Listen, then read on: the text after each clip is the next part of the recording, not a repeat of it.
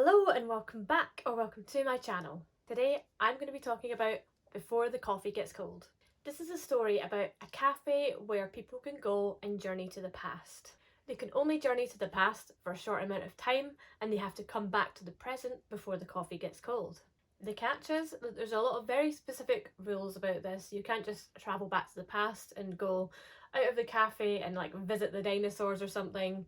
You have to stay in your seat, you have to stay in the cafe, and you can only really stay there for a few minutes.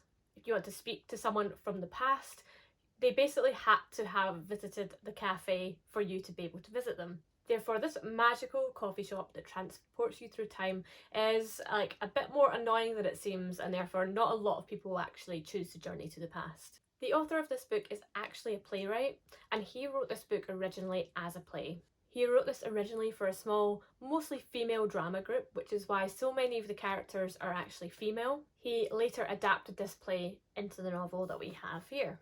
As a result of this, reading this book does have kind of the experience of reading a play. It's mostly set all in the one location, although there's a few memories of the character that take you elsewhere. Otherwise, it's in this cafe, and the cafe is almost a character in itself, and the characters rarely leave the cafe. That's also why we have all of these convoluted kind of rules about how the time travel works, because that's how it would have to work in the play. We have a page at the beginning of the novel that introduces all of the characters, kind of gives you a little Venn diagram of their relationships, but this is very similar to when you read a play and you've kind of got your cast list. I like this because it did help me keep track of who everyone was and what they meant to each other. The way scenes are written is they kind of flow into one another really naturally. The book is divided into 4 kind of short stories, all with the similar characters and in a similar setting, but each of those short stories are almost done in kind of one take, aside from a couple of cutaways to memories. You might have an interaction between 2 characters and they'll have a bit of a dialogue, a bit of a conversation, and then a new character might enter the cafe, join in the conversation, and another character might leave, and that kind of happens without there being a cut. I know it's a book and not a film, so it sounds weird to talk about it in terms of all in one shot, kind of no cuts. But that's the effect that we have, because you do have cuts in books as well. You have moments where you have an asterisk or a double paragraph break and it takes you to a new scene, but this doesn't really do that very often. It just kind of keeps the action rolling. I think if you didn't know that this was a play when you went into it and started reading it, you might struggle with this format a little bit. It is a little bit unusual. However, because I read the back and seen that it was meant to be a play and it was originally a play, I went into it kind of visualizing it like a play. I could really see how this would work super well as a play. I could imagine when they drink the coffee and they go back in time and the smoke comes up. I could imagine the staging and the practical effects. I could imagine how the set was dressed and how you had people like the ghost, the woman in the white dress, and the man with dementia who's sitting with his travel magazines. I can imagine them as actors sitting on the stage in their tables, just acting at drinking their coffee and reading their magazines in the background. I actually did drama classes in a small group at one point, and we used to do improvs and practice scenes and stuff together, and we would sit and figure these things out, figure out the staging, figure out how we wanted to bring it to life, what actions we wanted to put with it, how we wanted to play the specific characters and read the dialogue. And so I had fun kind of imagining myself doing that with this book, and I think bringing that life experience to it, it helped me enjoy the book a lot more. I read this book as part of a book club with quite a lot of other people, and the feelings about it was a little bit mixed. Some people didn't really jive with it. I think in particular people really didn't like the audiobook. Obviously everyone read it and listened to it in English, and the audiobook was narrated kind of very American, so I think maybe that took people out of it. I gave this book about 3.5 stars, and everyone else in the book club more or less gave it an average of about 3.5 as well. Few people rated it lower, and not very many people rated it higher than that. I thought the writing style of this book was good. I didn't really have any issues with it the way I had with Dallas Got Dream Department Store. I think probably because it was very dialogue heavy and written as a play. The dialogue has to be good if it's a play. So it felt more lifelike to me than Dallas Got did. Some of the others in the book club felt the writing style was like a little bit detached, and that maybe that was because of the translation. I do think sometimes translating from Japanese to English things get lost, and it could be a little bit more beautiful in Japanese. It's probably also just a little bit of a cultural difference perhaps. But I've not been to Japan. I don't really know. The most experience I have of Japanese kind of culture or storytelling is probably Studio Ghibli, Your Lie in April, some other animes. So I'm not coming at it from the most educated of places, shall we say. I've watched a lot of videos recently about Japanese storytelling and how they tell stories in 4 acts, how a lot of the Studio Ghibli films are told in 4 acts rather than this traditional 3-act kind of Hollywood structure, and how that can be a little bit different for Western audiences, a little bit slower. The way characters change over the course of the story can be a little bit different. It's something I'd really like to learn more about, like the way non-Westerners tell their stories and what's important to them and what resonates with those audiences. I think you can maybe see a cultural difference in some of the stories of these characters in this book. For example, this isn't really a spoiler because I'll explain where the character is at the start. She's kind of shirking the responsibility, it's one of the sisters, shirking the responsibility of going home and taking on the running of this hotel with her sister in her parents' place. She's actually gone off on her own and has her own business instead, and is kind of refusing to go home. These values of like honour to your family and duty and responsibility to the family business, I think is less prevalent in Western culture than perhaps in Eastern or Japanese culture. And that cultural value results in a little bit of an issue for this character who wants to go against that grain. A Western reader might not understand that struggle and that pressure as much because they would just go, well, I'm going off and doing my own thing anyway. They're also probably less likely to be put under that pressure from their parents in the first place. Obviously, I'm making a sweeping generalisation and talking about the differences between Eastern and Western cultures, but there are some differences. I know everyone is an individual and they are different, and each country is different, and each region of each country is different as well, so don't come for me in the comments. But I am interested to hear other people's perspective on this. Let me know where in the world you are and what you think about that. It's nice that we can come together online and have these dialogues that we wouldn't normally have. Moving on though, let's talk about the characters a little bit more. I thought the characters were quite compelling. I thought they were all very distinct. I thought they felt like characters in a play, like they all had very distinctive looks and very distinctive kind of costumes that they would wear on the stage show. We have the sister that I just talked about, Yeiko. She wears very kind of crazy clothes, like leopard print tights, I think, or leopard print something, and then like yellow tights and a purple this. She would be very cool to play. She's quite a character. She does a lot of cool action, like hiding from her sister and stuff. We've got the guy who owns the cafe. He's very tall. We have Fumiko from The Lover's Story, who's kind of a high-powered business kind of woman. I could imagine her like in some kind of pantsuit, very like professionally dressed.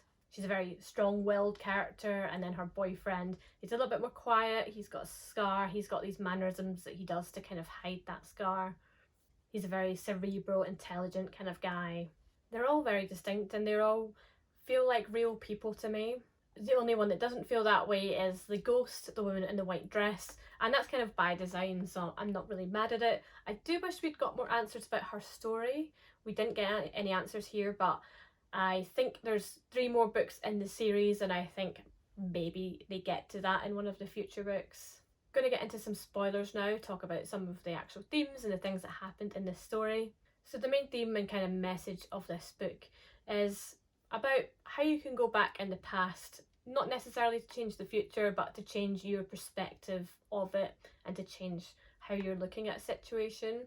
It's quite stoic in that sense. It's a little bit about accepting what's happened and making peace with that, and how you have control over how you feel and how you react in situations. I thought the stories themselves of the characters were all quite compelling. The Lover's Story, where she looks at her breakup with a different perspective. Instead of seeing it as him leaving and closing a door, she goes back with like a little bit more objectivity and is able to kind of keep that door open so that when he returns from his work in the States, maybe they can actually have a future together and get married. We have the story of the nurse and her husband with dementia. That was the most emotional and touching story for me personally. It was really emotional seeing this moment where he forgets who she is and her reaction to that in the moment, the way she tries to hide her distress from him a little bit because he doesn't know what's going on. She doesn't want to upset him or confuse him further. She sort of resigns herself and says, okay, I'm not his wife anymore, but I can still be in his life as a nurse. And in going back and trying to get this letter that he's been trying to give her but has been hiding from her because he doesn't know who she is, she learns what he's written to her is that he wants her to just leave him when he can no longer remember her, when she can no longer be a true wife to him. And rather than doing that, rather than walking away and leaving as he says in the letter, she kind of resolves herself to continue to be his wife and continue to remind him and act as if she is his wife and try to have conversations about their past and their past holidays and things like that. This doesn't always go very well. It kind of varies day to day with him, but it's really touching that she decides not to give up and resolve herself to kind of downgrading their relationship.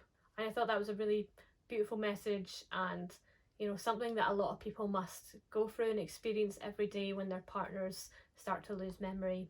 We then have the story of the sisters, as I've alluded to. One sister is coming to try and get the other sister to come back and run the hotel that their parents own.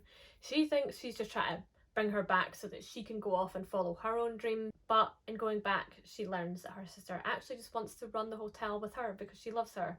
And this is so tragic because actually after the last attempt of going there with a letter and trying to convince her sister to come home with her, she actually dies in a traffic accident. And after going back and learning her true motives, the sister then decides, okay, I will go back and I'll work for my parents in the hotel, and she's actually quite happy doing so, and that will give her death and her life meaning.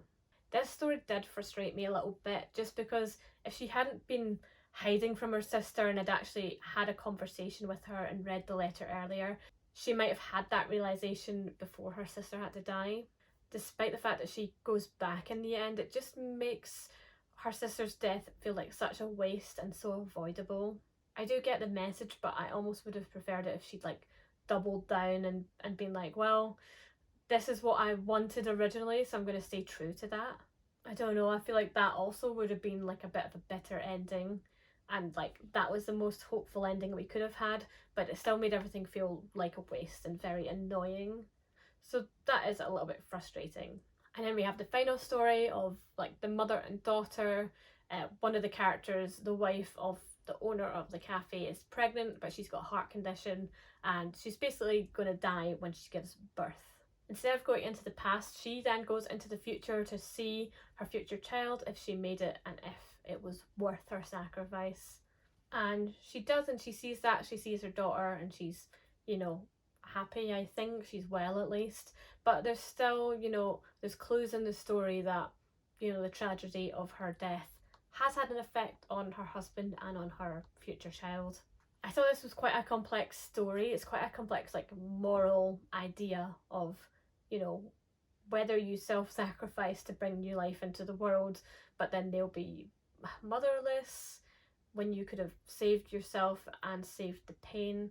It's like choosing a life with pain over no life, I suppose. And I don't really have a good answer for that. I don't know if the story had much of an answer to that either. It just kind of is what it is. I think it's a really difficult position to be in.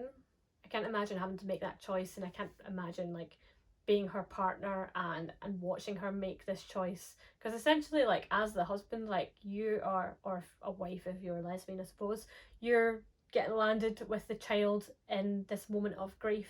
That's going to be a hugely stressful moment when your partner and the mother of your child has died and you've now got a new baby to raise. It is putting quite a burden on that person, and the husband in the story, he didn't really want her to make that choice. I think he would have rather she had the abortion and lived. So it's very morally questionable. There's no clear-cut answer to what's right and wrong. It was an interesting topic. That's it for my thoughts on the book. Let me know what you thought of it in the comments. Make sure to subscribe to my channel. I put out new videos every week about books, mostly book reviews, some other things, maybe some updates about my writing if they're going to be like entertaining enough to watch. Follow me on Instagram at Corin is Literate, and I'll see you in the next video. Bye!